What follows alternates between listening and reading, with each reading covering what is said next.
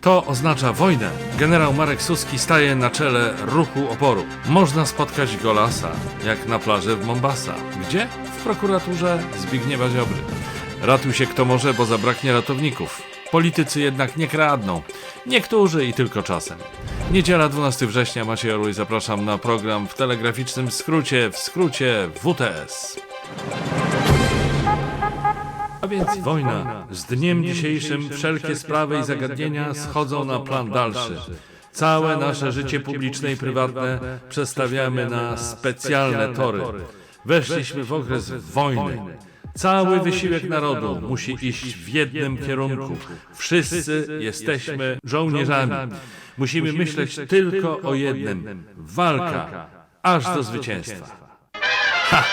Nabrałem was. To wcale nie Marek Suski, to ja, Maciej Orłoś.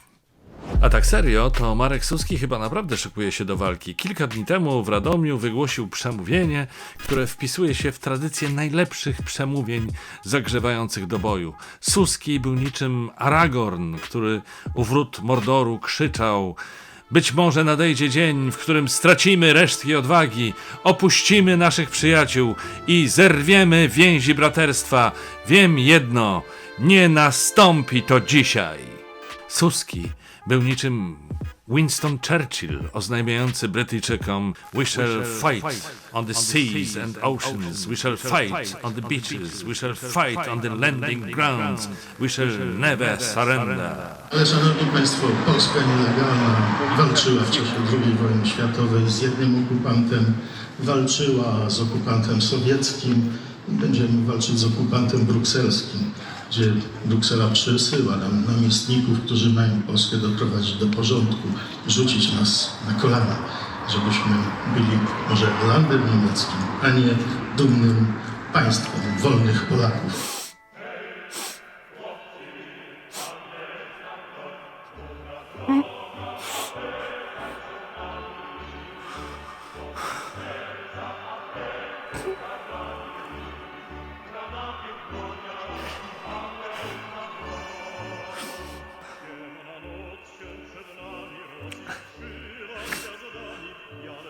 Wygląda na to, że pan Suski odleciał już całkiem z tą brukselską okupacją, zwłaszcza że komentując te słowa, Mateusz Morawiecki mitygował partyjnego kolegę. Z szacunku dla ofiar strasznych zbrodni niemieckich nie chcę porównywać do tamtego czasu naszych dzisiejszych czasów. To jest zupełnie co innego, tak stwierdził pan premier. No cóż. Krytyka bardzo łagodna. Można by więc pomyśleć, że Suski odleciał, ale nie tylko on używa takich wojennych odwołań.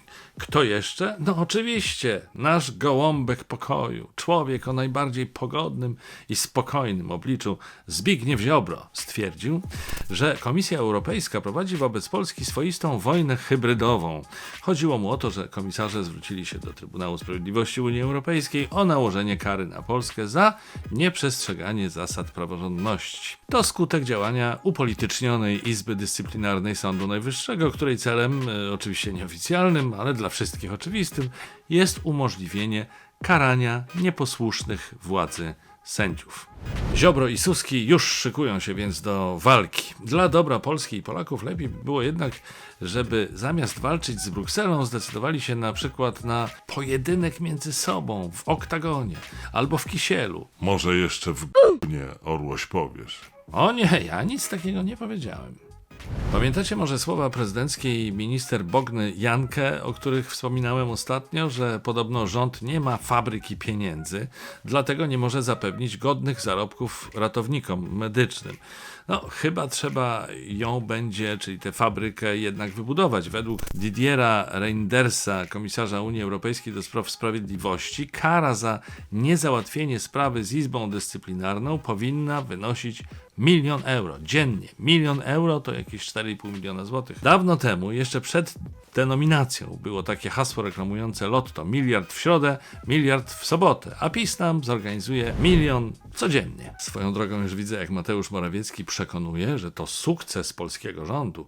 To będzie coś w tym stylu: kochani rodacy, jest już tak dobrze, że codziennie dajemy 1 000 000 euro. Ale panie premierze, komu dajemy? Poproszę o następne pytanie. Jeśli trudno wam uwierzyć, żeby Morawiecki potrafił aż tak odwracać kota ogonem, to posłuchajcie, jak na forum ekonomicznym w Karpaczu odpowiadał na pytanie o to, ile kosztuje w sklepie bochenek chleba. Ponieważ niektórzy z was mogą akurat być w trakcie posiłku, nie będziemy tego puszczać, żeby nie wywołać mdłości. Powiem wam tylko, że Morawiecki odpowiadał 1,5 minuty. Cena bochenka chleba w tej wypowiedzi nie padła, ale dowiedzieliśmy się, że Kłameusz Morawiecki chodzi czasem do sklepu i interesuje się cenami skupu płodów rolnych. Następnym razem, drogi premierze, jak dostanie pan pytanie, na które nie zna odpowiedzi, proszę po prostu udawać, że pan zasnął albo umarł na fotelu. Będzie to równie wiarygodne, a jednak trochę mniej żenujące. Skoro już jesteśmy przy zakupach spożywczych, to chciałem wspomnieć też o innych zakupach i o tym, jak można na nich zaoszczędzić dzięki serwisowi Letyshops. Jest to serwis, który pozwala odzyskać część wydanych pieniędzy z każdego zakupu online. Wystarczy zarejestrować się na letyshops.com i korzystać na przykład dzięki wtyczce w przeglądarce czy dzięki aplikacji na smartfony z cashbacku w ponad 3000 sklepów online w Polsce. Te sklepy to m.in. Allegro, Media Expert, Zalando Lounge, Bershka, e-obuwie czy Booking.com. Wszelkie dodatkowe informacje znajdziecie w opisie filmu. Wróćmy jeszcze do Ziobry. To jest człowiek, który się zna na ludziach. Jak on kogoś weźmie do prokuratury, to wiadomo, że będzie to gończy ogar, który wszystkich przestępców w mig wsadzi za kratki. No chyba, że są z Solidarnej Polski albo z Radia Maryja. Wtedy nie, ale nie czepiajmy się szczegółów.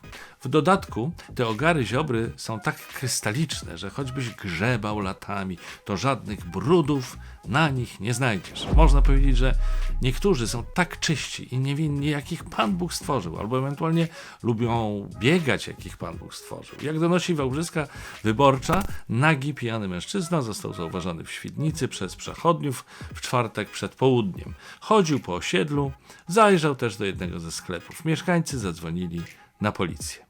Szybko udało się ustalić, że ów mężczyzna to prokurator rejonowy, nominat Ziobry, były kandydat w wyborach samorządowych, znany z zamiłowania do naturyzmu partii Nago i Bezwstydliwość, to znaczy Prawo i Sprawiedliwość. Mam nadzieję, że prokurator generalny nie jest przesądny, bo mi to wygląda na wróżbę. Że tak jak prokurator rejonowy ganiał całkiem na waleta, tak kiedyś, jak przyjdzie czas rozliczeń za psucie państwa, to odpowiednie organy pana Ziobrę i jego kolegów puszczą w skarpetkach, albo nawet bez. To dopiero będzie. Orłoś z tym panem prokuratorem, który rzekomo biegał na Golasa, to jest na pewno nieprawda. To są kłamstwa, fake newsy tej lewackiej wyborczej. No jak nieprawda, jak prawda. Co ja na to poradzę? Na razie jednak z problemami finansowymi borykają się przede wszystkim ludzie niezwiązani z władzą. Wczoraj przez Warszawę przeszła manifestacja oburzonych niskimi nakładami budżetowymi na leczenie Polaków, pracowników ochrony zdrowia, którym towarzyszyli nie mniej oburzeni rolnicy. Towarzyszyli, mimo niektórych działań policji, by tego towarzystwa medycy nie zaznali. Szef Agrounii Michał Kołodziejczak pisał na Twitterze, że funkcjonariusze zatrzymali jeden z busów jadących na protest i przetrzepywali go tak dokładnie, jakby co najmniej szukali 70 milionów przepierdolonych przez Jacka Sasina. To już jest Orłoś tak nieśmieszne, że aż śmieszne. Ha, ha, ha. A podróżujących nim rolników nie chcieli puścić na manifestację. Także tak, trochę przypał. Na manifestacji pojawiło się kilka ciekawych haseł, na przykład grabarze murem za ministrem i rządem. No, muszę przyznać, że jest to bardzo trafne i strasznie smutne jednocześnie. Oczywiście można pomstować, że na ulicę wychodzą lekarze, spośród których część zarabia bardzo dobrze, ale przecież obok lekarzy byli tam pielęgniarki, ratownicy medyczni, fizjoterapeuci, laboranci, którzy zarabiają beznadziejnie. Rząd twierdzi, że nie ma pieniędzy nie tylko na podwyżki, bo to nie jest jedyny i najważniejszy postulat protestujących, ale nawet na podniesienie standardu ochrony zdrowia, jakości kształcenia itd. Rząd uważa, że przedstawiciele zawodów medycznych mogą pracować dla idei.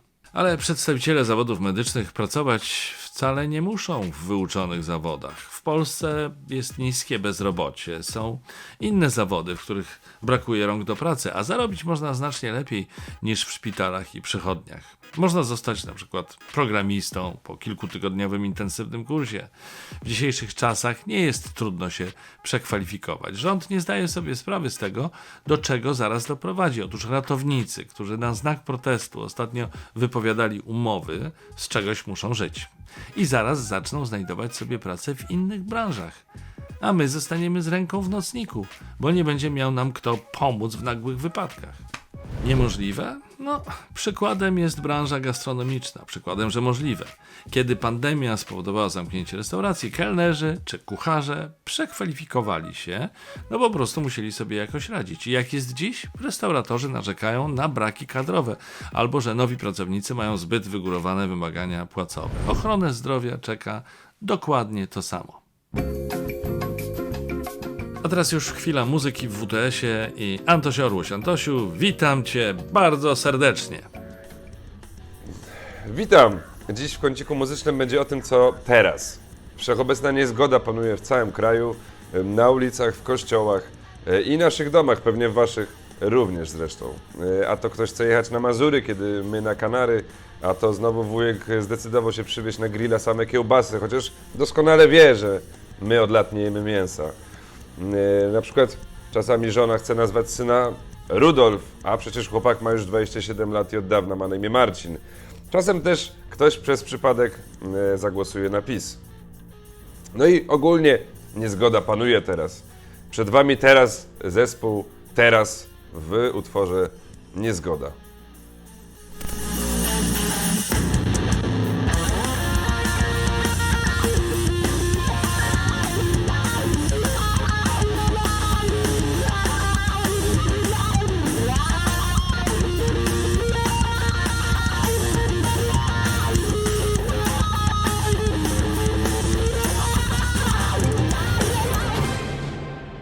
Na koniec chciałem wrócić do tematu, który poruszyłem w ostatnim odcinku, do Jaśminy. Apka Szymona Hołowni, jak słusznie zwróciliście uwagę w komentarzach, została po wątpliwościach niebezpiecznika błyskawicznie poprawiona. Na ów fachowy portal reakcję deweloperów Jaśminy nazwał szybką i wzorową. Szymon Hołownia więc nic nie ukradł, najwyżej jego pracownicy popełnili maleńki błąd, który błyskawicznie naprawili. A ja muszę się przyznać, że sobie z tego żartowałem, bo mi miał za to zapłacić PiS. Ale że przelew nie dotarł, to się z tych żartów wycofuje po prostu. Co nie znaczy, że Hołownia nie podkrada polityków innym partiom, ale może i tu dojdzie do jakiejś szybkiej i wzorcowej akcji. Kto wie.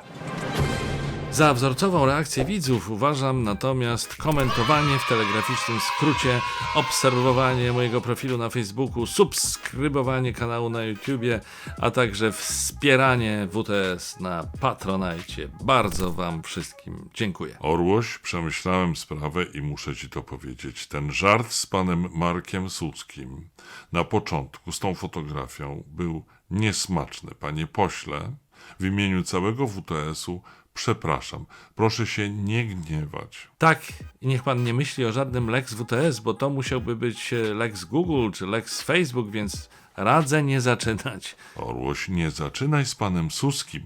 Przeproś lepiej. Panie pośle, bardzo przepraszam za tę fotografię. To już się nigdy nie powtórzy. No chyba, że pan znowu coś tak walnie, że nie będziemy mieli wyjścia. I to już wszystko w tym WTS-ie. Widzimy się za kilka dni. Trzymajcie się. Cześć.